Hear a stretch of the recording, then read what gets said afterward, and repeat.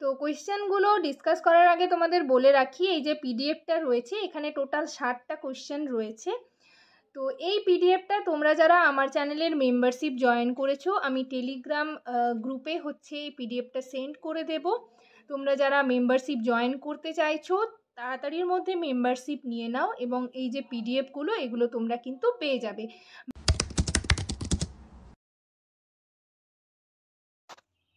Hello সবাইকে, journey of an arts চ্যানেলে তোমাদের আবারও ওয়েলকাম জানাই। তো আজকে আমি আরেকটা রিকোয়েস্টেড টপিক নিয়ে তোমাদের সাথে ডিসকাস করব। তার আগে তোমাদেরকে বলে রাখি, যারা আমার চ্যানেলে প্রথমবার ভিজিট করছো, প্রথমবার আমার ভিডিও দেখছো, তাদের যদি ভিডিওটা ইনফরমেটিভ বা হেল্পফুল বলে মনে হয় অবশ্যই ভিডিওটাতে লাইক এবং শেয়ার করবে, আর চ্যানেলটিকে অবশ্যই সাবস্ক্রাইব করে রাখবে নার্সিং রিলেটেড নতুন নতুন আপডেট এবং অথেন্টিক সব ইনফরমেশন সবার আগে পাওয়ার জন্য। আশা করি তোমরা সকলেই ভিডিওটা শুরু থেকে শেষ পর্যন্ত দেখবে, কেউ স্কিপ করবে না। তো চলো দেরি না করে ভিডিওটা শুরু করা যাক।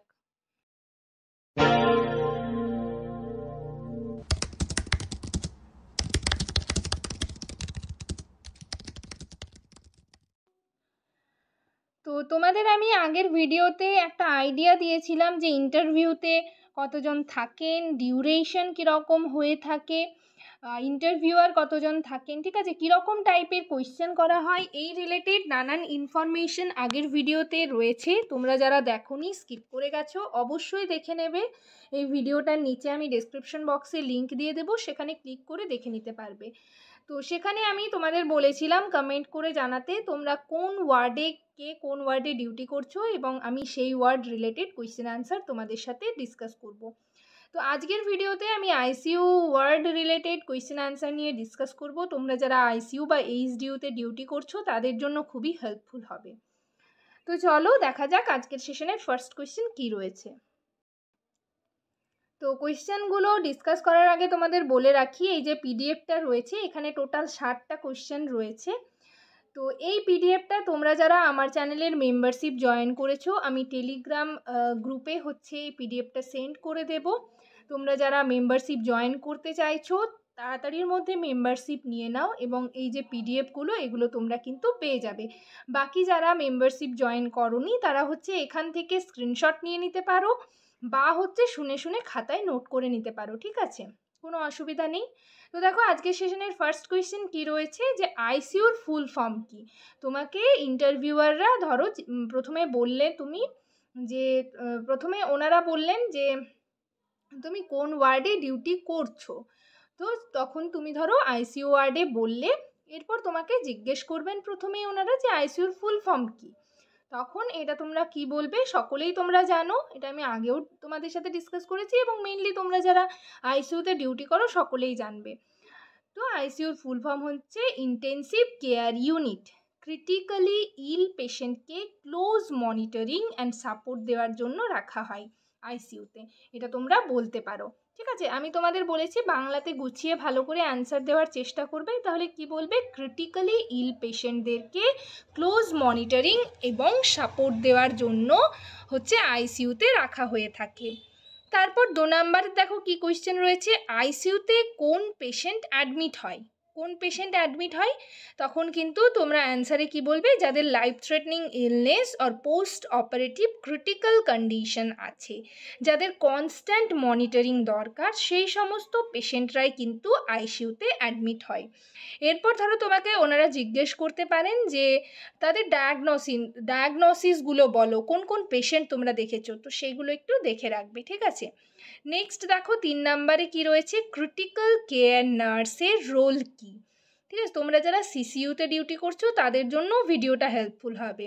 তো ক্রিটিক্যাল কেয়ার নার্সের রোল কি, অ্যান্সার কি হবে, পেশেন্ট মনিটরিং, মেডিকেশন অ্যাডমিনিস্ট্রেশন। তোমরা এইরকম ইজি ওয়েতে অ্যান্সার দেবে, ঠিক আছে, খুব শর্টলি অ্যান্সার দেওয়ার চেষ্টা করবে, ঠিক আছে, খুব ব্রিফলি অ্যান্সার দেবে, কেননা যত তোমরা এক্সপ্লেন করতে যাবে সেই এক্সপ্লেনেশন থেকে কিন্তু তোমাদের আরও অন্যরকম কোয়েশ্চেন করা হবে, তাই তাদের ওনাদের কথার মধ্যে তোমরা কিন্তু একেবারেই জড়িয়ে যাবে না। সিম্পলি কি বলবে, patient monitoring, medication administration, ventilator management, emergency response আর ডকুমেন্টেশন। নেক্সট দেখো 4 নম্বরে কি রয়েছে, আইসিইউতে কোন কোন ভাইটাল সাইন্স মনিটর হয়। তোমরা যারা আইসিইউ বা এইচডিইউ বা সিসিইউতে ডিউটি করছো তোমরা জানো কোন কোন ভাইটাল সাইন্স মনিটর করা হয়। অ্যান্সার কি হবে, heart rate, BP, respiration rate, SpO2, temperature আর সিভিপি। ঠিক আছে। নেক্সট দেখো 5 নম্বরে কি রয়েছে, আইসিইউ বেডে কোন কোন মনিটরিং ডিভাইস থাকে। কি কি মনিটরিং ডিভাইস থাকে, অ্যান্সার কি হবে, মাল্টিপ্যারা মনিটর, ইনফিউশন পাম্প, এগুলো তোমরা যারা আইসিইউ এইচডিইউতে ডিউটি করছো সকলেই জানো, সিরিঞ্জ পাম্প, ভেন্টিলেটর। ঠিক আছে, multipara monitor, infusion pump, syringe pump, ventilator. Next দেখো 6 নম্বরে কি কোয়েশ্চেন রয়েছে, আইসিইউতে ইনফেকশন কন্ট্রোল মানে কি। কি মানে ইনফেকশন কন্ট্রোল বলতে তুমি কি বোঝো, এরকম টাইপের কোয়েশ্চেন কিন্তু ওনারা করবেন। তো ইনফেকশন কন্ট্রোল কি, হ্যান্ড হাইজিন, পিপিই ইউজ, ঠিক আছে, অ্যাসেপটিক টেকনিক মেনটেন আর ইকুইপমেন্ট স্টেরিলাইজেশন, সেটাই হচ্ছে infection control. Hand hygiene, PPE use, aseptic technique maintain আর ইকুইপমেন্ট স্টেরিলাইজেশন। নেক্সট দেখো 7 নম্বরে তোমরা যারা আইসিইউতে ডিউটি করছো এবিজি কিন্তু পেশেন্টদের দেখবে হয়েই থাকে। তো এবিজি টেস্ট কি তোমাদের জিজ্ঞেস করতে পারে, তো এবিজির ফুল ফর্মটা তোমাদের জেনে রাখতে হবে। অ্যান্সার কি হবে, arterial blood gas, ABG arterial blood gas. Patient এর oxygenation, ventilation and acid base status check করার জন্য। তো এবিজির ফুল ফর্ম তোমাদের জিজ্ঞেস করলে এটা বলবে, আর যদি বলা হয় যে পেশেন্টদের এবিজি কেন করা হয়, ঠিক আছে, তখন তোমরা কি বলবে যে পেশেন্টের oxygenation, ventilation and acid base status check করার জন্য এবিজি টেস্ট করা হয়ে থাকে। নেক্সট দেখো 8 নম্বরে কি রয়েছে, আইসিইউ নার্সের শিফট রিপোর্টে কি থাকে। কি থাকে, অ্যান্সার কি হবে, পেশেন্ট কন্ডিশন, এটা কিন্তু প্রত্যেকটা ওয়ার্ডেরই কোয়েশ্চেন এটা, ঠিক আছে, মানে প্রত্যেকটা ওয়ার্ডেই কিন্তু এই জিনিসগুলো মেনটেন হয়ে থাকে, পেশেন্ট কন্ডিশন, ভাইটাল স্ট্রেন আর হচ্ছে medication, input output, any new event. Next দেখো জিসিএস কি 9 নম্বরে, এটা নিয়ে আমি অলরেডি তোমাদের সাথে ডিসকাস করেছি, আবারও ডিসকাস করছি। জিসিএস ফুল ফর্ম হচ্ছে গ্লাসগো কোমা স্কেল, পেশেন্টের নিউরোলজিক্যাল স্টেটাস অ্যাসেস করতে ইউজ হয় জিসিএস, ঠিক আছে, নিউরোলজিক্যাল স্টেটাস অ্যাসেস করতে জিসিএস ইউজ হয়। জিসিএসটা একটু ভালো করে তোমরা দেখে রাখবে, ঠিক আছে, জিসিএস থেকে কোয়েশ্চেন কিন্তু ওনারা করে থাকেন, মেইনলি তোমরা যারা আইসিইউতে বা এইচডিইউতে ডিউটি করছো তাদের জন্য। নেক্সট দেখো 10 নম্বরে কি রয়েছে, আইসিইউতে সিপিআর প্রসেস কি। Compressions 100 to 120 per minute, 30:2 ratio with rescue breaths, defibrillator use if needed. Next দেখো 11 নম্বরে কি রয়েছে, ভেন্টিলেটর কি। আইসিইউতে কিন্তু ভেন্টিলেটর থাকে, তো ভেন্টিলেটর কি কি হবে অ্যান্সার, মেকানিক্যাল ডিভাইস যে পেশেন্টকে আর্টিফিশিয়াল ব্রিদিং সাপোর্ট দেয়। এটা একটা মেকানিক্যাল ডিভাইস যেটা পেশেন্টকে আর্টিফিশিয়াল ব্রিদিং সাপোর্ট দিয়ে থাকে। ঠিক আছে, আমি তোমাদের জন্যই কিন্তু বাংলাতে কোয়েশ্চেন অ্যান্সারগুলো রেডি করেছি যাতে তোমাদের বুঝতে এবং বলতে দুটোই সুবিধা হয়। ঠিক আছে, মেকানিক্যাল ডিভাইস যেটা পেশেন্টকে আর্টিফিশিয়াল ব্রিদিং সাপোর্ট দেয়। নেক্সট দেখো 12 নম্বরে, এটাও তোমরা যারা আইসিইউতে ডিউটি করেছো বা এইচডিইউতে ডিউটি করছো, ইটি টিউব কি বা এন্ডোট্রাকিয়াল টিউব কি, কি হবে অ্যান্সার, এয়ারওয়ে মেনটেন করার জন্য মাউথ অর নোজ দিয়ে ট্রাকিয়াতে ইনসার্টেড টিউব, সেটাই হচ্ছে ইটি টিউব। ঠিক আছে, নেক্সট দেখো 13 নম্বরে কি রয়েছে, সাকশন থেকে কিন্তু কোয়েশ্চেন করা হয় এবং আমার মানে চ্যানেলে হচ্ছে তোমরা সার্চ করে দেখবে সাকশন থেকে একটা পুরো সেশন তোমাদের রয়েছে, তো সেখানে আমি প্রত্যেকটা বিষয় সাকশন রিলেটেড প্রত্যেকটা বিষয় নিয়ে ডিসকাস করেছি, সেটা একটু তোমরা দেখে নেবে। সাকশন কেন করা হয়, এয়ারওয়ে ক্লিয়ার রাখতে অ্যান্ড সিক্রেশন রিমুভ করতে। দেখবে আইসিইউ পেশেন্টদের কিন্তু সাকশন করতে বলা হয়, তো তাদের হচ্ছে সিক্রেশন যাতে রিমুভ হয় সেজন্য করা হয়, আর কি জন্য, এয়ারওয়ে ক্লিয়ার রাখতে।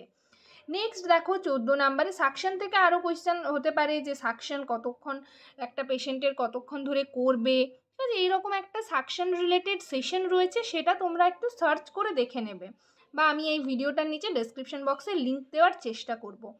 নেক্সট দেখো 14 নাম্বারে কি রয়েছে, ইনফিউশন পাম্প। দেখো ইনফিউশন পাম্প ইউজ হয় এইচডিইউ বা আইসিইউ, ঠিক আছে।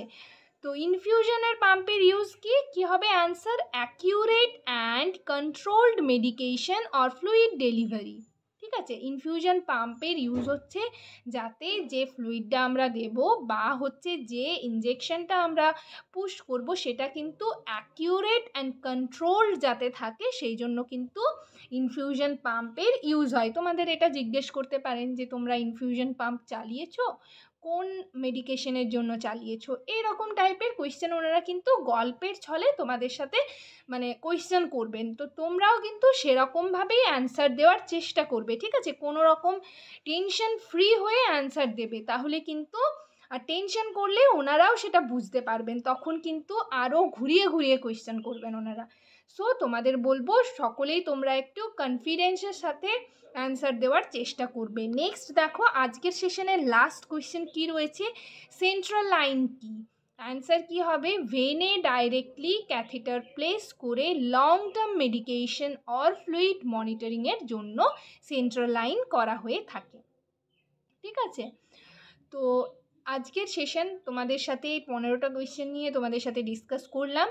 নেক্সট আমি তোমাদের জেনারেল ওয়ার্ড দেখলাম অনেকেই কমেন্ট করেছো, general ward related question answer discuss করব, এবং তোমরা আরও কমেন্টে জানাও কোন কোন ওয়ার্ড রিলেটেড কোয়েশ্চেন অ্যান্সার তোমরা চাইছো, আমি সেই রিলেটেড কোয়েশ্চেন অ্যান্সার তোমাদের সাথে ডিসকাস করব। আর অবশ্যই করে পিডিএফের যদি তোমরা চাও পিডিএফগুলো, তাহলে অবশ্যই চ্যানেল মেম্বারশিপ জয়েন করবে। আর যারা হচ্ছে এরকম ভিডিওটা দেখছো তারা এখান থেকে স্ক্রিনশট নিয়ে নিতে পারো, বা হচ্ছে শুনে শুনে খাতায় নোট করে নিতে পারো, যার যেটা সুবিধা সে সেরকম করবে। সবাই ভালো থেকো, সুস্থ থেকো, নেক্সট ভিডিওতে আবার তোমাদের সাথে দেখা হচ্ছে। Thank you.